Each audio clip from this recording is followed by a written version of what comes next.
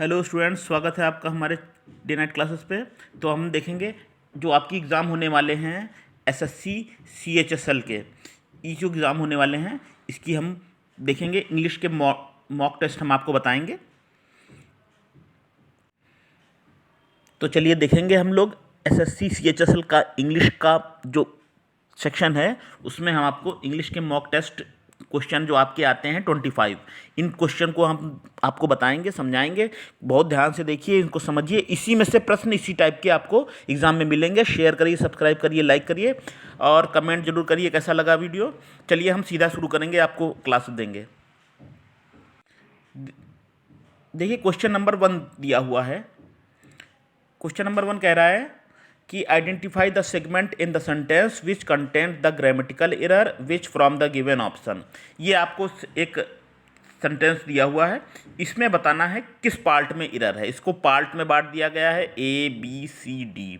पढ़िए सेंटेंस और बताइए किस पार्ट में एरर है। थोड़ा सा वक्त लीजिए, फिर हम बता देंगे आपको। I couldn't hear what was she saying due to the noise of the planes taking off। हम नहीं सुन सके वो जो कुछ कह रहा था, इसलिए क्योंकि प्लेन की आवाज़ तेज़ी से आ रही थी। इसमें किस पार्ट में एरर है? प्लेन्स टेकिंग ऑफ में है, व्हाट वाज शी सेइंग में है, आई कुडंट हियर है कि due to the noise of the है। चलिए अब कोशिश करिए।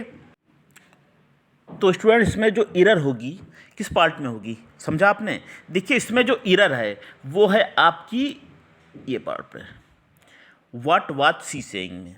देखिए अगर WH फैमिली का कोई भी शब्द अगर वाक्य के प्रारंभ में आता है तो आपको W के उसके बाद आपको जैसे WH आया कोई भी, व्हाट, वेयर, व्हेन, वाई, तो अब क्या इसके बाद आपको होता है हेल्पिंग वर्ब लगाना होता है। सहायक क्रिया हेल्पिंग वर्ब लगाते हैं हम वाक्य के बिल्कुल स्टार्ट में हो, लेकिन यही WH वाला वाक्य के बीच में आ जाता है रिलेटिव प्रोनाउन के रूप में, कनेक्ट करने के रूप में। तो आपको व्हाट के बाद फिर क्या लिखना होगा? सब्जेक्ट लिखना होगा। ये शी इधर आएगा, शी आएगा आपका, व्हाट के बाद आएगा शी, व्हाट शी। उत्तर क्या होगा? What she was, what she was होगा। तो क्या हमने आपको बताया? हमने आपको बताया WH का कोई भी शब्द शुरुआत में आए तो उसके तुरंत बाद सहायक क्रिया लगाएंगे, लेकिन यही WH वाला वाक्य के बीच में आए तो क्या होगा? व्हाट के बाद, वेयर के बाद, व्हेन के बाद क्या आएगा? डायरेक्ट सब्जेक्ट आएगा, डायरेक्ट सब्जेक्ट आएगा, उसके बाद हेल्पिंग वर्ब आएगी। ठीक है, तो ये आपका जो हो जाएगा स्टूडेंट्स, हम आपको बता रहे हैं, इसमें हो जाएगा what she was. What she watch क्या है? यहाँ पे होना चाहिए। ये पोर्शन आपका गलत है, बी जो है नंबर का वो आपका रॉन्ग है, तो होना चाहिए what she was saying.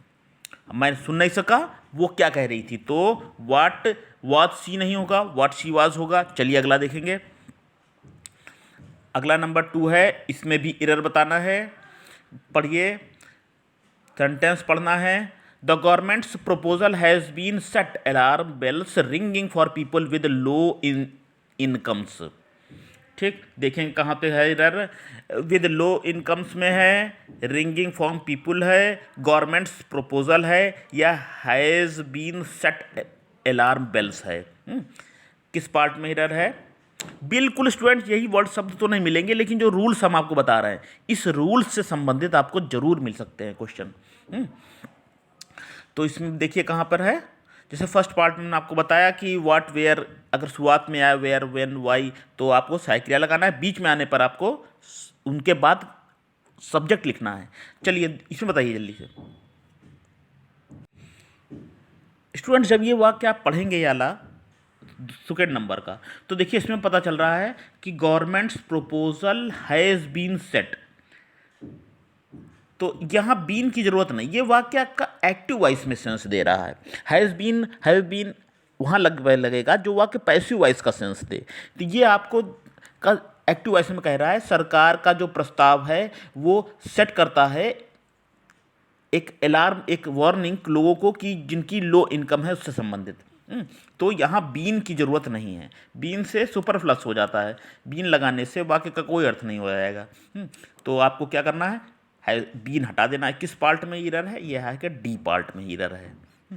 Governments proposal has set, सरकार के प्रस्ताव ने ये निश्चित किया है, alarm bells ringing for people with low income. Low income जिनकी है उनको प्रति ऐलान घोषित किया है। ठीक, तो इस तरह से भी देखिएगा सेंटेंस में कि ऐसा तो कोई वाक्य नहीं है जो सेंस दे रहा हो पैसिव वॉइस का एक्टिव वॉइस में दिया हो, या एक्टिव वॉइस का है सेंस पैसिव वॉइस में दिया हो। ठीक, तो इस पर भी ध्यान रखिएगा। चलिए अगला देखेंगे हम। अगला क्या करना है, अगले में भी वही करना है स्टूडेंट्स, वही करना है। चलिए आप बताइए कहाँ पे एरर है, आपको एरर बतानी है, किस पार्ट में एरर है। क्या है, had you not interfering in my affairs I would have been in the USA now. तो कोई ज़रूरत नहीं है, no substitution. Had you not interfered, was you were not interfere, have you been interfering, ये चीज़ है। बताना है किस पार्ट में एरर है, तो क्या अर्थ निकल रहा है। देखिए नोट कर लीजिए, इस पर आधारित एक सेंटेंस आपको एरर के लिए मिलेगा, बल्कि मिलना चाहिए, जरूर मिलना चाहिए। तो इसमें क्या, इस सेंटेंस में क्या बात है, देखिए जब शर्त हो यहाँ कंडीशनल, ऐसे वाक्य कहलाते हैं students conditional sentence. Conditional sentence से संबंधित एरर एग्जाम में जरूर आता है एक। तो क्या है, यदि तुमने यदि तुमने मेरे काम में इंटरफियर हस्तक्षेप करना, अच्छा हस्तक्षेप न किया होता, एक कंडीशन है, तो क्या होता, आई वुड हैव बीन, हम यूएसए में होते इस समय। अब क्योंकि हमारे मामले में दखल दे दिया मेरे आपने, इसीलिए हम नहीं जा सके यूएसए, ये कंडीशन है। तो क्या होगा, ऐसी चीज कल्पना जो होनी चाहिए थी लेकिन नहीं हुई, तो उसके लिए आप क्या करेंगे, जो अब उसका फर्स्ट पार्ट होगा उसको हैड और प्लस थर्ड फॉर्म में बनाएंगे। हो सकता है आपको पता भी हो, हैड प्लस थर्ड फॉर्म में। और सेकेंड जो पार्ट आपका बनाएंगे वो आप बनाएंगे वुड हैव, और किसमें, थर्ड पार्ट में वुड हैव और वर्ब की थर्ड फॉर्म में। ये नोट कर लीजिए, स्क्रीनशॉट ले लीजिए। फर्स्ट पार्ट बनाएंगे कंडीशन वाला, जो कंडीशन होनी चाहिए थी नहीं हुई, यदि तुमने हमारे कामों में हस्तक्षेप ना किया होता। तो हैड यू नॉट इंटरफियर्ड क्या होना चाहिए, वर्ब की थर्ड फॉर्म हमने बताई आपको स्टूडेंट, ये थर्ड फॉर्म है, had plus third form, had you not interfered in my, आपने यदि मेरे काम में हस्तक्षेप ना किया होता तो क्या होता, आई वुड हैव बीन, मैं होता, और इसमें होने की बी की थर्ड फॉर्म लगी है बीन, वुड हैव तो लगा ही हमने आपको बताया। तो क्या, फर्स्ट पार्ट में लिखेंगे had plus third form, second part में लिखेंगे would have plus third form. अगर तुम मेरे पास आए होते, if you had come to me, मैं तुम्हारी मदद अवश्य करता, I would have helped you, ये होगा। ठीक है, ऐसे। तो ये नोट कर लीजिएगा, इसको इंपॉर्टेंट चीज़ है। इस किस पार्ट में एरर है, आपकी यहाँ होना चाहिए, क्या होना चाहिए, B option, had you not interfered होना चाहिए, ऑप्शन होना चाहिए आपका बी। ठीक, तीन रूल्स हमने आपको बताए जो ग्रामर रिलेटेड हैं। चलिए अगला देखेंगे सेंटेंस। अगला सेंटेंस हमारा क्या कह रहा है, तो select the most appropriate option to substitute the underline segment. हाँ, सबसे मोस्ट ऑप्शन अप्रोप्रिएट ऑप्शन बताना है जो वाक्य को पूरा करे आपको। अगला जो एरर वाला क्वेश्चन है वो है, आपको क्या करना है, इसमें आपको बताना है कि इसके स्थान पर क्या होगा, हैज़ेंट सी होगा, कोई ज़रूरत नहीं है, विल शी होगा, या वोंट शी होगा। एक्चुअली में क्वेश्चन टैग वाला है जो आपको इसमें रिप्लेस करना है, क्वेश्चन टैग करना है। तो she will have to go to another school, उसको दूसरे स्कूल जाना है। When she moves from here, जब वो यहाँ से चली जाएगी तो उसको दूसरे स्कूल जाना है। ठीक, तो इसमें क्वेश्चन टैग का प्रयोग होगा। क्वेश्चन टैग के बाद से हम आपको विस्तृत रूप से और बताएंगे, लेकिन अभी इसमें ये देख लीजिए कि यदि एक सेंटेंस दिया हुआ है, ठीक है, और उसका क्वेश्चन टैग इधर आना है, तो अगर सेंटेंस पॉजिटिव में दिया है तो जो टैग आएगा वो निगेटिव में आएगा, अगर निगेटिव दिया है सेंटेंस तो टैग आएगा वो पॉजिटिव में आएगा। ठीक है, और हर एक प्रेजेंट हर दशा में हेल्पिंग वर्ब आपकी पहले आएगी। अब ये किस और उसी टेंस में होगा, ये सेंटेंस जो आपका दिया हुआ है फ्यूचर में दिया हुआ है। सी विल हैव टू गो, उसको जाना है, फ्यूचर की बात बताई गई है, तो आपको जो यहाँ सेंटेंस टैग लगेगा ये लगेगा आपका फ्यूचर में ही लगेगा। ठीक, फ्यूचर में लगेगा, तो अब क्या फ्यूचर में कितने दिए हुए, ये तो प्रेजेंट में दिया है, ये इसकी नहीं है, विल या शी, वॉन्ट शी में आएगा। अब देखिए विल का ही सेकंड फॉर्म है वॉन्ट, ठीक है, बल्कि स्टूडेंट से कह लीजिए सॉरी कि विल का जो कंस्ट्रक्टेड फॉर्म है जिसका कहते हैं शॉर्ट फॉर्म वो होगा वॉन्ट, ठीक है, पास्ट फॉर्म नहीं है, तो विल का क्या बताया हमने, वांट हो जाएगा। अब ये सेंटेंस जो ऊपर का है ये सेंटेंस आपका किस में लिखा है, ये लिखा है आपका पॉजिटिव में, ठीक, पॉजिटिव में, और इधर क्वेश्चन टैग आना है, तो पॉजिटिव में जब लिखा है क्वेश्चन टैग आना है, तो हमने आपको क्या बताया था, अगर सेंटेंस पॉजिटिव में है तो क्वेश्चन टैग किस में आएगा, निगेटिव में आएगा, और हेल्पिंग वर्ब होगी जो पहले आएगी, तो विल का वांट शी हो जाएगा, वांट सी हो जाएगा, क्या हो जाएगा, वांट सी। फिर से एक देख लीजिए, इधर आपका क्वेश्चन टैग का ये प्रश्न है और ये विल में दिया हुआ है, तो जो यहाँ आएगा वर्ड वो सबसे पहली बात तो फ्यूचर में ही आएगा, दूसरी बात अगर सेंटेंस पॉजिटिव में है तो आपका आएगा निगेटिव में, निगेटिव में देखिए ये दिया हुआ है आपका, और चूंकि फ्यूचर में है तो विल का दिया हुआ है वांट, विल, ठीक है, तो वांट शी आएगा आपका, डी ऑप्शन होगा आपका, ठीक, इस पर आधारित वाक्य एग्जाम में आ सकता है, ध्यान रखिएगा इस तरह से। चलिए अगला देखेंगे। अब क्या है, आपको शब्द बनना है, फिलर्स दिए हुए हैं, फिल इन द ब्लैंक्स बताने हैं। क्या है इसमें, researchers say that about 33% of the people with diabetes में, शोध बताते हैं कि 33% लोग हैं जो डायबिटिक के, उनको क्या हैज़ क्या होगा, लाइफ टाइम। रिक्त स्थानों में क्या आएगा ये बताना है, स्थान में यहाँ पर क्या भरा जाएगा आपको। अब देखिए स्टूडेंट बात ये ना, कुछ ये पीछे के जो वाक्य है ये टाइपिंग मिस्टेक हो गई है, तो ये आपका छूट गया है। एक्चुअली में होना चाहिए मे के बाद स्पेस है, फिर होना चाहिए skin disorder in their life time, skin disorder in their life time, words misprint हो गया है। तो अब मेन चीज़ ये है कि यहाँ पर कौन सी आपको हेल्पिंग वर्ब भरनी है। तो देखिए पहले पर जो दो हेल्पिंग वर्ब साथ में आती हैं, जैसे विल आता है और हैव आता है, विल हैव है, शैल हैव है, वुड हैव है, मे, अच्छा मे जब आया है तो इसके बाद क्या आएगा, मे हैव आएगा, ठीक, ये तो कॉमन सी चीज़ है, ये आप कर सकते हैं आराम से।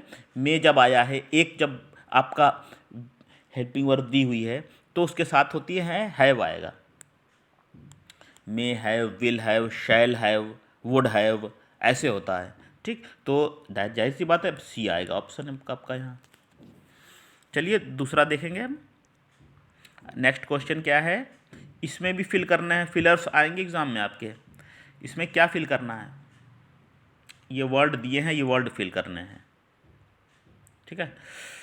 तो क्या कौन कौन से शब्द हैं, प्रोसीडेड है, डिराइव्ड है, इमर्ज्ड है, फ्लोड है। When we talk to of globalization, जब हम बात करते हैं ग्लोबलाइजेशन की, वैश्वीकरण की, we often refer to an economic system that has, हम ऐसी आर्थिक व्यवस्था के बारे में बात करते हैं जो इन द लास्ट 15 ईयर्स और सो, जो 50 वर्षों में या आगे भी रही है।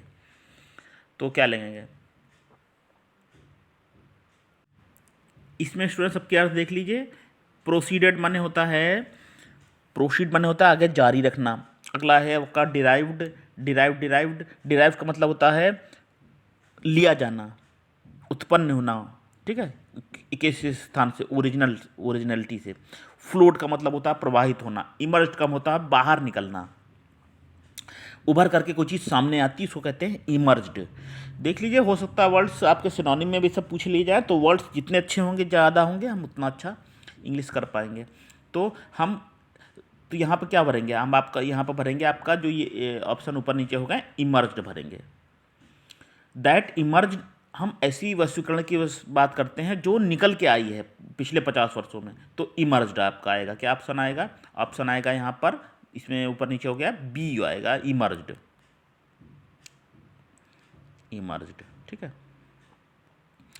चलिए अगला क्या है, अगला क्या है इसको देखेंगे हम। ये आपको क्या करना है, इसमें आपको पैसिव वॉइस चेंज करना है, तो इजी है।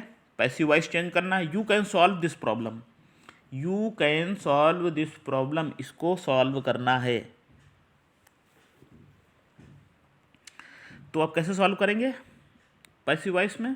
पैसिव वॉइस में देखिए क्या करता है, सब्जेक्ट को ऑब्जेक्ट, ऑब्जेक्ट को सब्जेक्ट लिख देते हैं, तो आपको इजी है ये सर, जो बहुत टिपिकल नहीं है। दिस प्रॉब्लम सब में दिया हुआ है, ठीक है, कोई बात नहीं। कैन आएगा, आपकी मॉडल दिया हुआ है, सारे मॉडल्स के साथ आपको बी लगाना है। कैन है, कुड है, जो है आपका विल है, वुड है, मे है, माइट है, इन सब के साथ आपको बी लगाना है हेल्प में। तो अब देखिए कैन के साथ दिस प्रॉब्लम पहले आएगा, ठीक है, और कैन के साथ बी किस में लगा हुआ है? देखिए कैन के साथ बी केवल आपका इसी ऑप्शन में लगा हुआ है, तो यही सही है। दिस प्रॉब्लम भी दिया है पहले, ठीक, कैन के साथ हमने बताया मॉडल के साथ बी आता है, हैं? इसमें सब में मॉडल ही चेंज कर दिए गए, शुड भी कर दिया गया, ओट भी, माइट कर दिया गया, तो आपका सी आएगा। इजी है।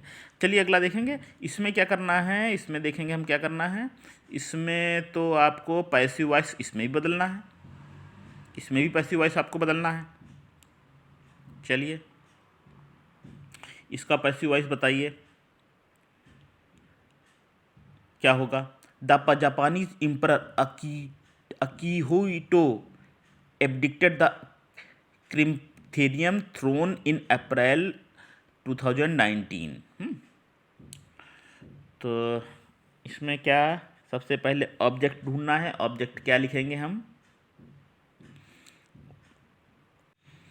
इसमें होगा आपका ऑब्जेक्ट जो होगा वो द क्रिसेंथम थ्रोन, ये होगा आपका, ये ऑब्जेक्ट ले लेंगे हम। और सबसे पहले लिखेंगे द क्रिसेंथम थ्रोन, और किस टेंस का है, ये है आपका पास्ट इंडिफिनिट का है, ठीक। तो अब जैसे थ्रोन के बाद क्या लगेगा, पास्ट इंडिफिनिट में वॉज लगता है, तो वॉज किस में लिखा हुआ है, ये तो बी ऑप्शन में लिखा हुआ आपका। देखिए क्रिसेंथियम थ्रोन और उसके बाद लिखा है वॉज, ऐसे ही देखिए किसी ऑप्शन में ये नहीं लिखा है, ठीक। हैज़ से मतलब नहीं है। पैसिव वॉइस में हेल्पिंग वर्ब होती है, वो नहीं चेंज, वो चेंज तो होती है लेकिन उस टेंस के अनुसार ही रहती है, ठीक है, उस टेंस के अनुसार ही आपको लग रखना है, चाहे हैज़ हो, चाहे हैव हो, चाहे वाज हो, चाहे वेयर। अब इसमें पास्ट इंडिफिनिट है, वर्ब की सेकेंड फॉर्म जिसमें लगती है, तो इसमें आपको वाज या वेयर में ही रहना है, ठीक। अब हैज़ से कोई मतलब नहीं है, और वाज वेयर किसमें लिया हुआ, देखिए अगर हम पढ़ेंगे तो क्रिसेंथियम थ्रोन वॉज, ये आएगा आपका, यहीं से आपको मिल गया। जापानी इंक्रम ये नहीं है, वॉज तो है लेकिन इसमें ऑब्जेक्ट नहीं लिया गया है, तो आपका ऑप्शन क्या हो जाएगा, बी आ जाएगा।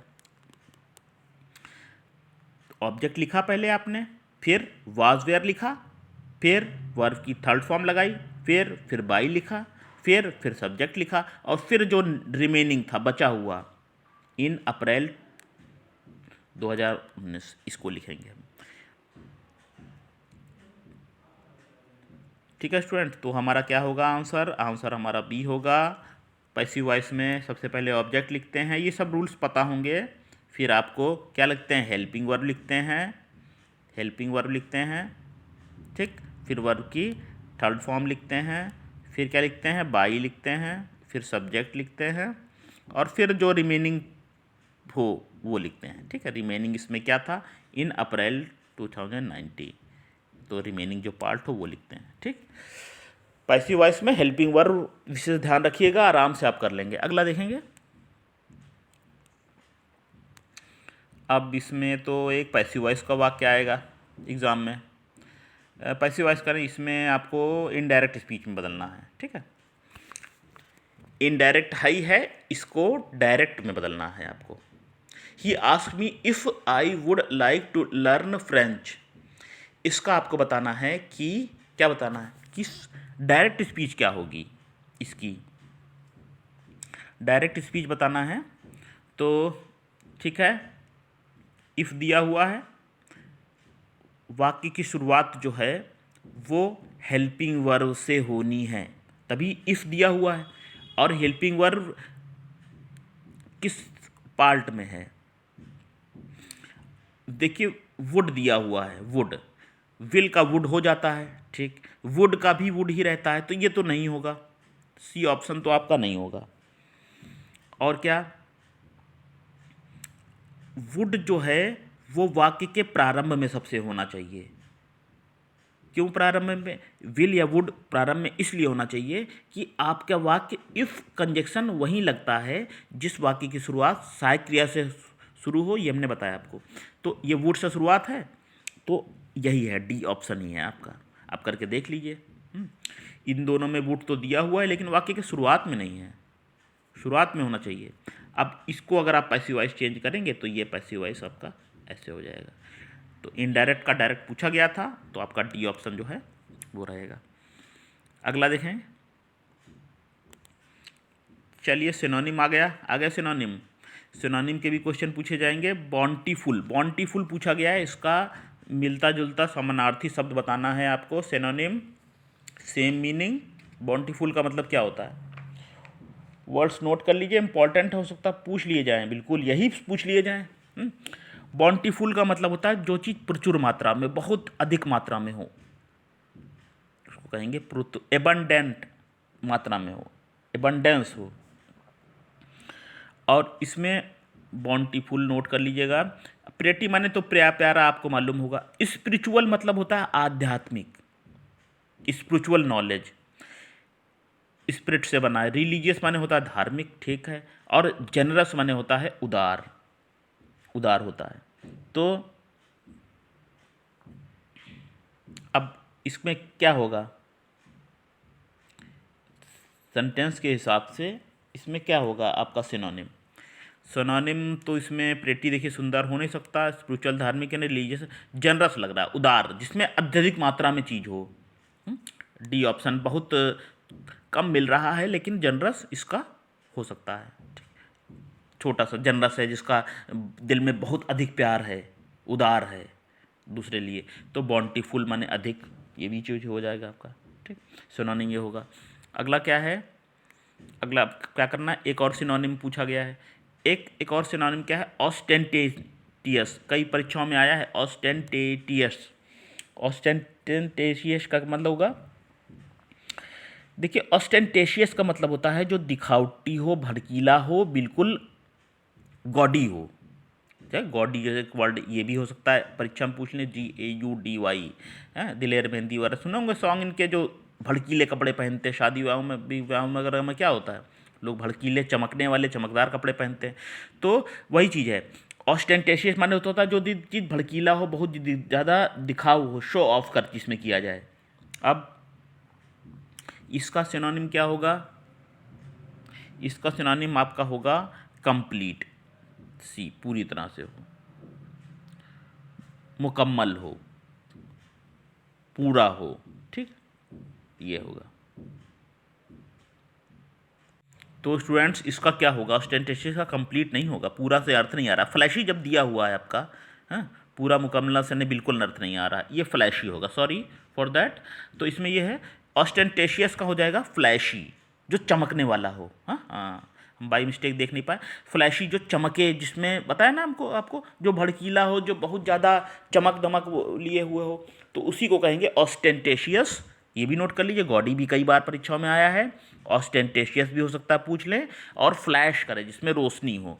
तो ऑप्शन आपका क्या होगा, ऑप्शन आपका होगा, ऊपर नीचे ऑप्शन हो गया स्टूडेंट्स, वो टाइपिंग मिस्टेक से, तो फ्लैशी होगा आपका सी ऑप्शन हो जाएगा। तो ऑस्टेंटेशियस कई बार इसलिए बोलते हैं ताकि याद हो जाए आपको, ऑस्टेंटेशियस है, गॉडी है, फ्लैशी है।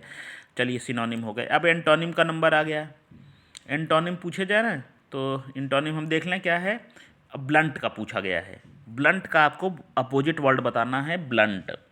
ब्लंट का मतलब होता है जो मोथरा हो, मोथरा का बोलेंगे कि जिसमें धार ना हो।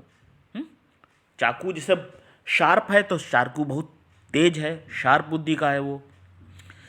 अब ब्लंट का क्या हो जाएगा, शार्प हो जाएगा, बी है ऑप्शन, अपोजिट पूछा गया था आपका।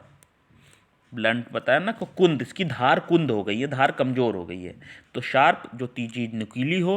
इसके अलावा अगर आप देखें तो डल माने होता है नीरस, बहुत ज़्यादा बेकार बुद्धि का, शार्प माने भी हो जाएगा आपका ये, और रोट राउंड गोल गोल, पॉइंटलेस माने जिसकी जो नुकीला, जिसका पन खत्म हो गया हो, ठीक, ये चीज़।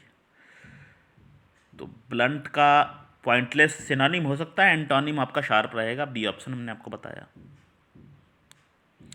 अगला देखिए,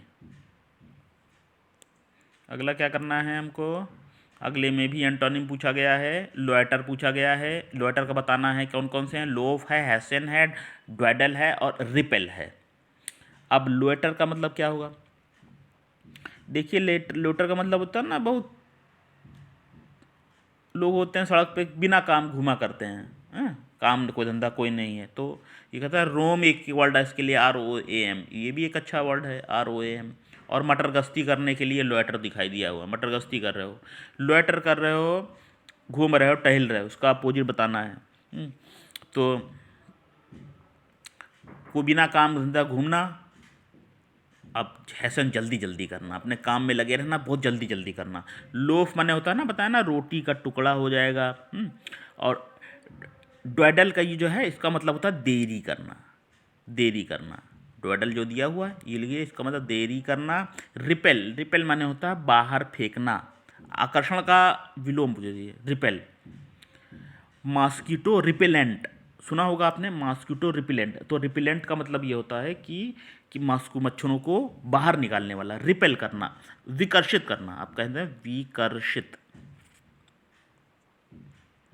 विकर्षित करना, रिपेल का मतलब विकर्षित करना। और ड्वेडल देरी करना। अब लोएटर घूमना, हैसन माने जल्दी करना, बिना काम घूमना, फ्री में रहना, और हैसन माने जल्दी करना, ठीक।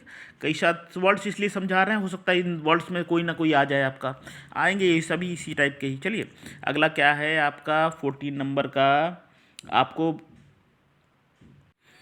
इसमें क्या करना है स्टूडेंट, इसमें आपको एक मिस स्पेल्ट बताना है,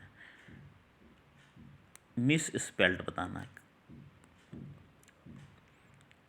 ये 4 शब्द जो दिए हैं, इसमें 3 शब्द सही हैं और एक शब्द गलत लिखा हुआ है, उसकी स्पेलिंग जो है वो गलत है, वो बताना है वो कौन सा शब्द है इसकी स्पेलिंग गलत लिखी हुई है। और स्टूडेंट देख लीजिए, बताइए कौन सी है, थोड़ा समझ लीजिए, बताइए। देखिए जो इसमें फोमेंटेशन लिखा है, इसका मतलब होता है उत्तेजना या जोश, फोमेंटेशन, ये स्पेलिंग सही है, FOMENTATION, इसका मतलब होता है फोमेंटेशन में है, बहुत जील में है, उत्साह में है, जोश में है, ठीक है। और क्या है, हॉरिजेंटल का मतलब क्या होता है, कहता है क्षैतिज, हॉरिजेंटल लाइन के लिए, सीधी सीधी, क्षैतिज जिसे आप कहेंगे, क्षैतिज क्षैतिज, सीधी सीधी, खड़ी खड़ी, ऐसे।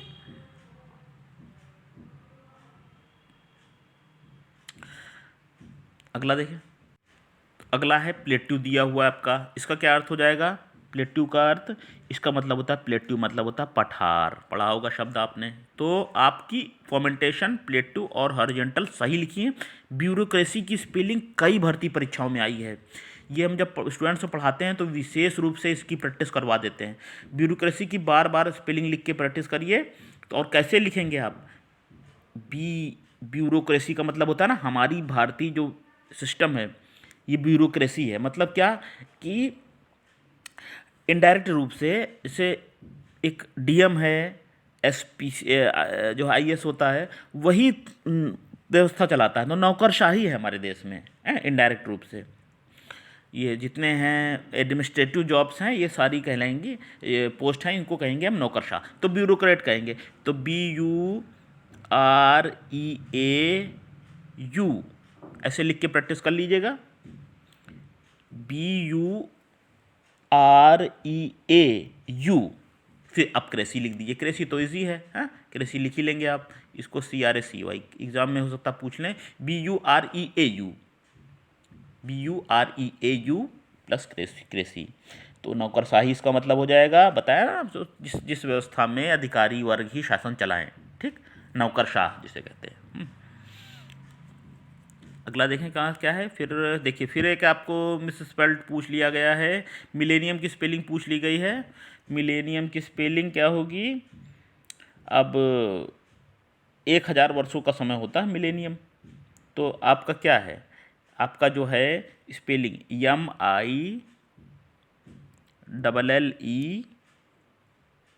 MILLENNIUM, ये होगी मिलेनियम की स्पेलिंग। ठीक है, MILLENNIUM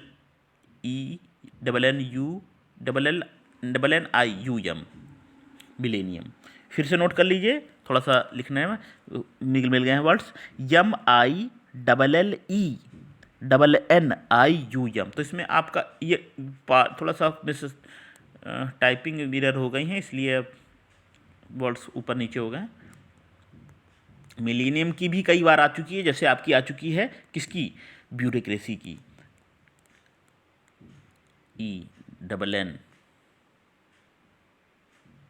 ENNIUM, ये है मिलेनियम की स्पेलिंग, नोट कर लीजिएगा। चलिए अगला देखेंगे। MILLENNIUM। कई चीज़ें बार बोल इसलिए देते हैं स्टूडेंट्स याद हो जाएं, कभी कभी सुनने से भी चीज़ें याद हो जाती हैं। अब इसमें है क्या करना है, आपको बताना है select the group which means the same age group of word given. जो एक का संबंध है वही दूसरे से संबंध बताना है आपको। इसमें संबंध क्या है, इसमें आपको ये बताना है। देखिए पढ़ेंगे पहले। Select the word which means the same age group of word given. एक ग्रुप ऑफ वर्ड जो दिए हुए हैं इसका वही मतलब है जो ये सेंटेंस कह रहा है। मतलब आप वाक्यांश के लिए एक शब्द है ना, वन वर्ड है, पूछा गया है। An instrument used for measuring atmospheric pressure. एक ऐसा यंत्र है जो प्रयोग किया जाता है वातावरण के दाब को ज्ञात करने के लिए। तो उसको क्या कहते हैं, वायु दाब कहेंगे, बैरोमीटर। बैरोमीटर की स्पेलिंग मिस स्पेल्ड में आ सकती है, नोट कर लें। बैरोमीटर, वायु के दाब को पता करने वाले यंत्र को क्या कहते हैं, बैरोमीटर, METER। ठीक है, बैरोमीटर हो जाएगी, BAROMETER। हाँ, मिस स्पेल्ट वाले वर्ड बार बार बोलिए, बार बार लिखिए। चलिए और क्या इसमें आपको ये पूछा गया है वर्ड, वन वर्ड, इसमें भी आपको बताना, ये ईडियम है एक्चुअली में। हाँ, ये एक ईडियम है। ईडियम क्या है, to turn over a new leave. To turn over a new, नई पत्ती के रूप में बदल जाना। इजी है, नई पत्ती के रूप में बदल जाना मतलब change is law of nature जो है उसी की बात कह रहा है ये ईडियम आपका। To change your behaviour in a positive way, ये हो जाएगा। कोई भी किसी भी चीज़ का बदल जाना, मतलब आप ऐसे समझो। तो टू बिकम फेमस नहीं होना नहीं होता, बाई न्यू थिंग खरीदना भी नहीं होता, अंडरस्टैंड नहीं। To change your behaviour in a positive, अपना व्यवहार पॉजिटिव तरीके से बदल लेना, या किसी भी चीज़ का बताया ना अभूतपूर्व रूप से बदल जाना, उसको कहेंगे to turn over a new leaf. और क्या है अगला है आपका, फिर से पूछा गया है, ईडियम पूछा गया है। To bear the brunt of, important है, bear the brunt of, intermediate का है ये, इंटरमीडिएट में पूछा जाता है अधिकतर। तो इसमें क्या होगा, आपका होगा बियर द मैक्सिमम फ्यूरी, अधिक से अधिक कष्ट सहना, अधिक से अधिक चोट को सहना। बियर द मैक्सिमम फ्यूरी, अधिक से अधिक क्रोध को सहना। बियर द ब्रंट ऑफ का मतलब मुख्य आघात सहना, मुख्य चोट सहना, मुख्य कष्ट सहना। मुख्य जो है जब अधिकतर किसी भी कार्य में जो हो, अधिकतर कष्ट, अधिकतर समस्या, अधिकतर नाराजगी, अधिकतर क्रोध। फ्यूरी माने क्रोध होता है, फ्यूरियस माने नाराज होता है, फ्यूरी माने क्रोध होता है। ये इंपॉर्टेंट वर्ड है। अब अगला क्या है, अगला जो आपको करना है वो आपको अरेंजमेंट ऑफ सेंटेंस करना है। तो अरेंजमेंट ऑफ सेंटेंस हमको करना है, ABCD के क्रम में लगाना है। अब सून, जब पहले मैंने आपको बताया जैसे सून से शुरू है, ए वाला सेक्शन सून से शुरू है, तो सून से तो कोई पार्ट किसी सेंटेंस का शुरू नहीं हो सकता। एस से शुरू ये भी नहीं हो सकता, इट से शुरू है। सेंटेंस की स्टार्टिंग नाउन से होनी चाहिए स्टूडेंट्स। रीअरेंजमेंट वाले सेंटेंसेस में इस चीज़ का विशेष ध्यान रखिएगा। अब सुधीर एंड महिमा, ये होगी आपकी सही स्टार्टिंग। तो डी वाले 2 ऑप्शन है इसमें, ठीक है कोई बात नहीं, तो ये 2 तो कट ही जाएंगे। अब डी के बाद ए है कि बी है? Sudhir and Mahima settled down on the sand. Sudhir और महिमा बैठ गए रेत पर। And each began to make a separate castle, और दोनों अलग अलग महल बनाने लगे, रेत पर बैठकर महल बनाने लगे। उसके बाद क्या हुआ? उसके बाद ए होगा कि बी होगा? उसके बाद क्या एक घटना के बाद दूसरी घटना क्या हो सकती है जब रेत पे दोनों महल बनाने लगे? तो as for Sudhir castle even the walls weren't ready yet. जबकि सुधीर की जो महल था रेत पे जो बना रहा था उसकी दीवार तैयार नहीं हुई थी। या ये होगा सून महिमास कैसल वॉज रेडी, जल्दी ही उसका किला था जो बन गया। जब दोनों ने बनाना शुरू किया रेत पर महल तो क्या हुआ? तो ये होगा ए, यानी कि डी के बाद आपका ऑप्शन क्या होगा? ए होगा। बनाना शुरू किया तो क्या हुआ? तो महिमा का किला था जल्दी बन गया। ठीक है, फिर ए के बाद देखिए क्या है, यानी कि आपका ऑप्शन हो जाएगा ए। फिर एक बार सी है, फिर क्या हुआ? It was beautiful. क्या सुंदर था? क्या सुंदर था? जो महिमा ने बनाया, क्या महल बनाया, रेत पे बना रहे थे, वो सुंदर था। With big and small domes and arches. तो आपका ऑप्शन ए हो जाएगा। ठीक, ये चलिए रीअरेंजमेंट ऑफ सेंटेंस के वाक्य भी आते हैं आपके परीक्षा में। और क्या है अगला? अगला क्या देखेंगे? अगला है in the sentence identify the segment which concern the grammatical error. किस भाग में ग्रामेटिकल एरर है ये बताना है आपको। Many of Chinese exporters has been redirected to the domestic market in view of the more consumption driven economy। और student एक बात ध्यान रखिएगा, हमने देखा है एग्ज़ाम में अधिकतर वर्ब संबंधी ही गलतियाँ आती हैं, जैसा इस सेंटेंस में भी है। देखिए many of Chinese exporter has लिखा हुआ, ठीक है। तो अब मेनी के अनुसार यदि वाक्य में ऑफ आ जाए तो आप इसके अनुसार नहीं लेंगे सब्जेक्ट, आप जो बीच में ऑफ आए या इधर कोई प्रीपोजिशन आता है तो इसके अनुसार। अब ये मीनी के अनुसार क्या होगा? हैव आएगा। ठीक, यहीं से समझ लीजिए। तो आपकी मीनी के साथ अब किस पार्ट में एरर है? आपकी ए पार्ट में एरर है, ए पार्ट ए। ठीक है, और क्या है अगला देखेंगे? अगला है हमारा कॉम्प्रेहेंशन है।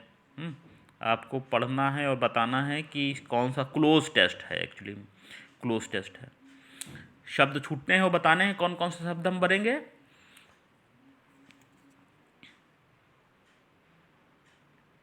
अब क्या है? Obesity is a condition. मोटापा एक ऐसी दशा है जहाँ पर बॉडी स्टोर्स एक्सेस, शरीर में इकट्ठा हो जाता है, अतिरिक्त फैट इकट्ठा हो जाता है मोटापे में, लीडिंग टू ए कंसिडरेबल, और ये ले जाता है पर्याप्त मात्रा में किस चीज़ को?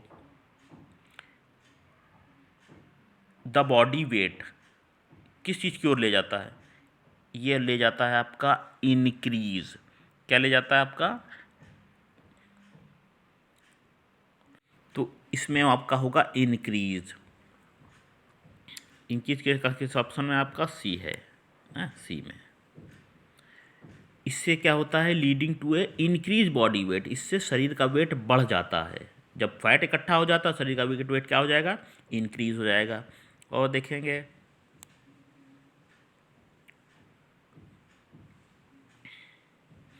It is increasing pace in our country. ये बढ़ रहा है किस पेस में? In our country. एट आएगा, at pace in our country. At pace, तेजी से बढ़ रहा है, बॉडी वेट का बढ़ना हमारे शरीर देश में तेजी से हो रहा है, तो एट पेस। इट हैज़ था नंबर 3 क्या है? Health effect. नंबर 3 कौन से हेल्थ इफेक्ट हो जाएंगे? नंबर 3 पे आपका कौन से हेल्थ इफेक्ट हो जाएंगे? तो मेनी हो जाएगा आपका। क्या हो जाएगा? ये ऑप्शन में जो आपका दिया हुआ मेनी, मेनी, मेनी हो जाएगा आपका। Many it has many health effect, बहुत से इससे दुष्परिणाम होते हैं, तो इधर हो जाएगा many. Health effect and can even, और क्या हो सकता है, can even a fast adverse to premature death, और क्या हो सकता है आपका, लीड हो सकता जाएगा, क्या हो जाएगा, लीड, यहाँ पर हो जाएगा आपका लीड ए फास्ट एडवर्स। और the basic cause of obesity is, मोटापे का मुख्य कारण क्या है, 5वें नंबर पे दिया हुआ, imbalance between energy intake and energy expenditure, energy लेना और एनर्जी खर्च करना के बीच का असंतुलन है। हाँ, एनर्जी ज़्यादा ले रहे हैं लेकिन एनर्जी वेस्ट नहीं कर रहे हैं, ये चीज़। तो बेसिक ओबेसिटी इज क्या है, बेसिक डिफरेंस, अब इसका हो जाएगा आपका डी ऑप्शन, डी डी हो जाएगा।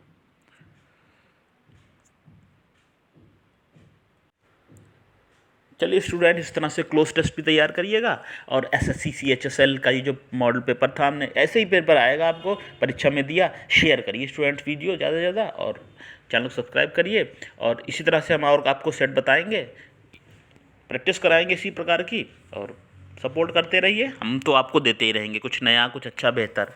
चलिए, ओके, नमस्कार।